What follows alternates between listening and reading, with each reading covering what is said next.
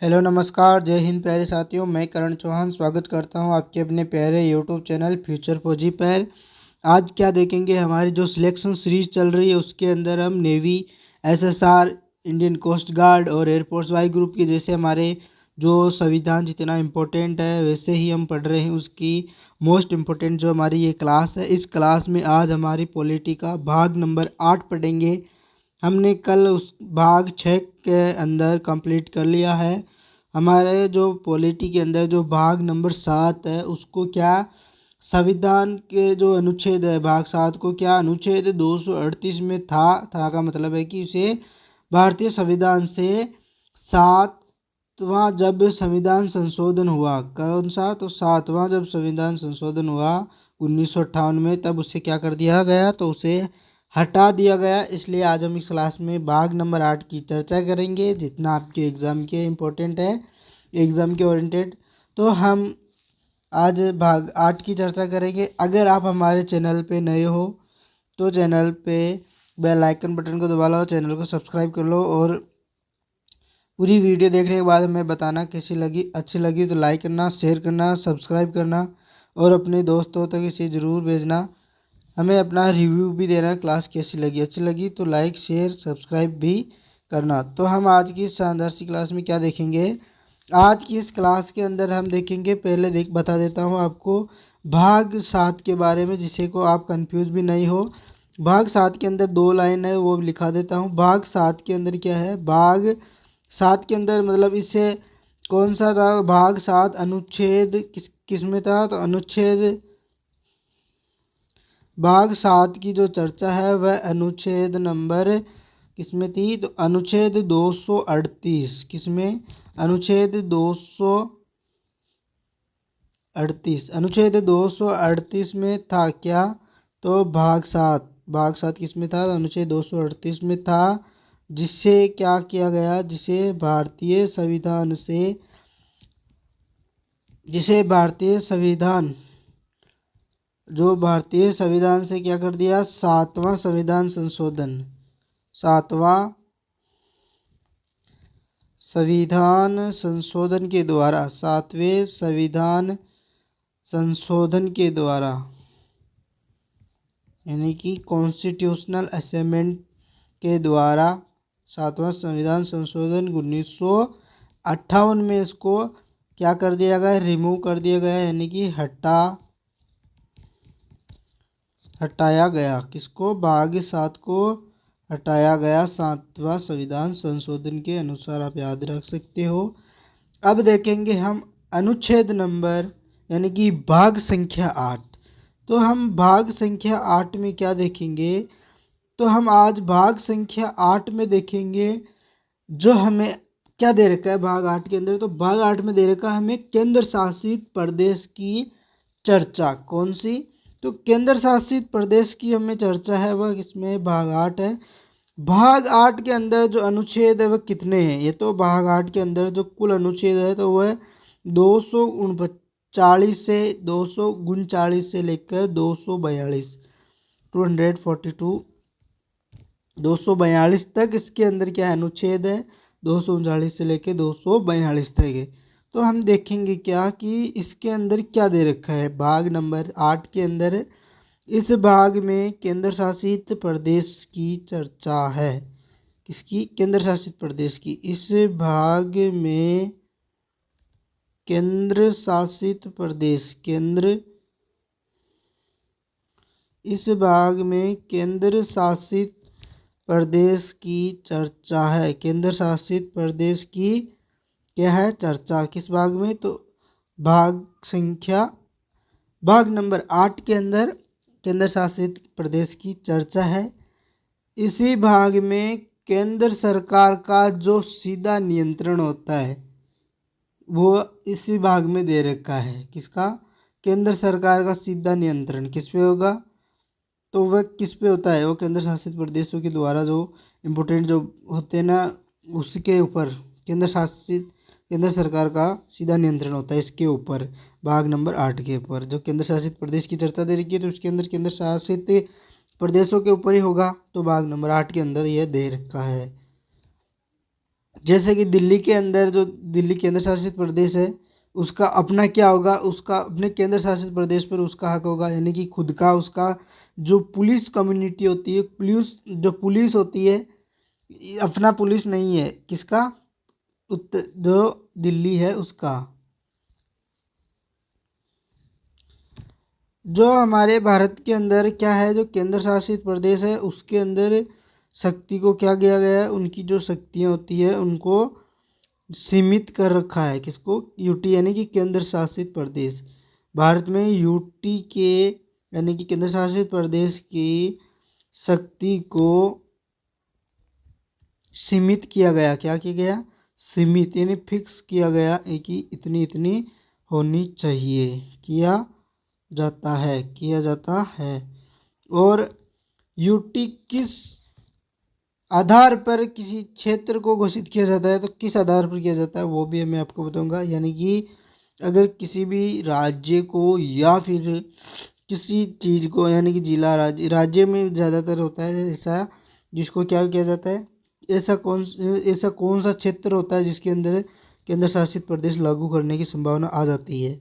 तो हम यहाँ पे लिखेंगे यूटी यानी केंद्र शासित किस आधार पर, केंद्र शासित प्रदेश किस आधार पर किसी क्षेत्र को क्या किया जाता है, घोषित किया जाता है, किस आधार पर किया जाता है कि भाई ये केंद्र शासित प्रदेश है। तो इसमें जो पहला है वह क्या है, किस आधार पर किया जाता है।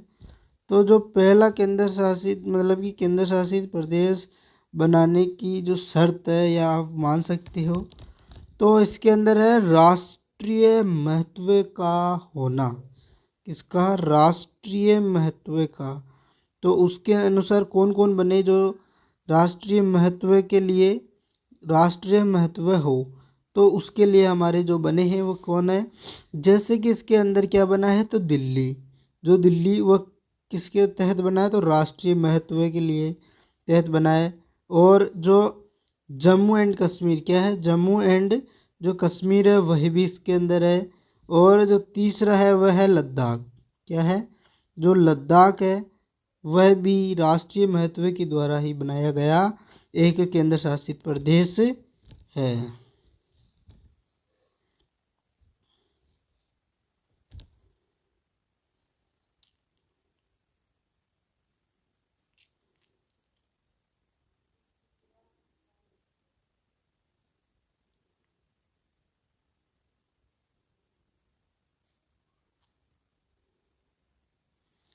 तो ये रहा हमारा राष्ट्रीय महत्व है। पहला हमारा जो पॉइंट है वह राष्ट्रीय महत्व है, यानी किसी राज्य को क्या बनाया जाए, केंद्र शासित बनाया जाए। तो उसके लिए पहला तो हो गया राष्ट्रीय महत्व है। और जो दूसरा पॉइंट होगा, क्या होगा दूसरा पॉइंट, तो दूसरा पॉइंट होगा विवादित क्षेत्र। जो विवादित जो क्षेत्र होते हैं, विवादित जो क्षेत्र होते हैं वह कौन सा है, तो वह इसको भी क्या घोषित किया जाता है, तो विवादित क्षेत्र को भी किसमें, तो विभाजित क्षेत्र को भी केंद्र शासित प्रदेश के अंदर किया जाता है। जैसे चंडीगढ़ कौन सा है, चंडीगढ़ क्या है, विवादित क्षेत्र है। और क्या किसको किया जाता है, और किया जाता है जो क्या हो, दूर हो, क्या हो, जो दूर हो किसी देश से।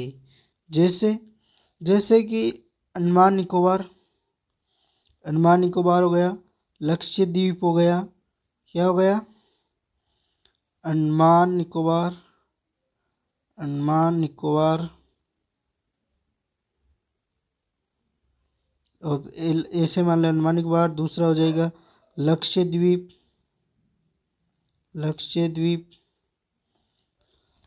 और किसे बनाया जा सकता है, तो और बनाया जा सकता है किसको, तो और बनाया जाता है 4 नंबर देख लो किसको बनाया जाता है। तो 4 नंबर में बता रहा हूँ, 4 नंबर में के अंदर दे रखा है कि छोटे भूमि, किसको, छोटे भूमि वाले, भूमि के आधार पर, एक तो या तो दूर हो या एक छोटे भूमि जिसकी भूमि कम हो, छोटे छोटे अरे यार, छोटे भूमि, छोटे भूमि के आधार पर, छोटी भूमि होगी उसके आधार पर भी क्या बनाया जा सकता है, तो केंद्र शासित प्रदेश बनाया जा सकता है। तो वह कौन सा हो सकता है, तो वह मान लो दमन द्वीप, क्या दमन द्वीप हो सकता है, दमन द्वीप, तथा जो दादर है उसे बनाया गया, जैसे कि एग्जाम्पल के थ्रू है ये, दमन द्वीप, दादर, नागर हवेली, नागर हवेली, और एक है पुदुचेरी। कौन सा है, तो पुदुचेरी है, यह भाग 4 है। तो अब अगला हमारा है, क्या देखेंगे, अब हम देखेंगे इसी के अंदर क्या दे रखा है, इसी के अंदर दे रखा हमें कि भारत में 2 ऐसी केंद्र शासित प्रदेश है जिसके अंदर क्या है, अपना खुद का हाई कोर्ट है, यानी कि दिल्ली तथा जो जम्मू कश्मीर है, क्या है, दिल्ली तथा जम्मू कश्मीर, जिसमें क्या अपना खुद का हाई कोर्ट है। यानी कि भारत में, तो यहाँ पे लिख लेते हैं हम,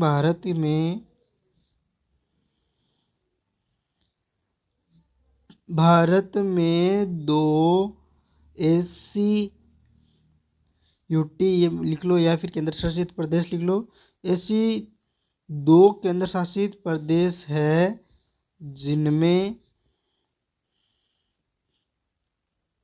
अपना हाई कोर्ट है। जैसे कौन सा है, तो वह है, कौन सा है, तो वह है दिल्ली तथा जम्मू कश्मीर, दिल्ली तथा जम्मू कश्मीर 3 ऐसे केंद्र शासित प्रदेश है जिनके पास क्या है, जिनके पास विधानसभा है, क्या है, विधानसभा। तो हम यहाँ पे अगला पॉइंट लिखेंगे, 3 ऐसे केंद्र शासित प्रदेश है, 3 ऐसे केंद्र शासित यानी यूटी केंद्र शासित प्रदेश है जिनके पास क्या है, जिनके पास अब जो विधानसभा है, क्या है, विधानसभा। 3 ऐसे जो केंद्र शासित प्रदेश है जिनके पास क्या है, तो इनके पास भी अपनी क्या है, जैसे जम्मू एंड कश्मीर विधानसभा है उनके अंदर, जम्मू एंड कश्मीर, और दूसरा है पुदुचेरी, क्या है, दूसरा नहीं, पुदुचेरी, और एक है दिल्ली, क्या है, दिल्ली और जम्मू कश्मीर ये से, जिसमें हाई कोर्ट भी है और क्या है, विधानसभा भी है। तो हमने आज मतलब छोटी सी क्लास के अंदर क्या देखा, हमने भाग नंबर 8 को यहाँ पे कंप्लीट किया। यह हमारी क्लास आज की छोटी सी कैसी लगी, अच्छी लगी तो क्लास को लाइक करना, शेयर करना, सब्सक्राइब करना। हमारे एग्ज़ाम के ओरिएंटेड इससे बाहर आपसे कुछ नहीं पूछा जाएगा। हो सकता है आपसे जितना मैं बच्चा हो वो मैं प्रैक्टिस सेट के अंदर भी करा दूंगा कम्प्लीटली। तो हमें कमेंट बॉक्स में ज़रूर बताना क्लास कैसी लगी, अच्छी लगी तो लाइक करना, शेयर करना, सब्सक्राइब करना और अपने दोस्तों तक ज़रूर शेयर करना। Thank you. जय हिंद, जय भारत। आज की क्लास को रखते हैं हम यहीं।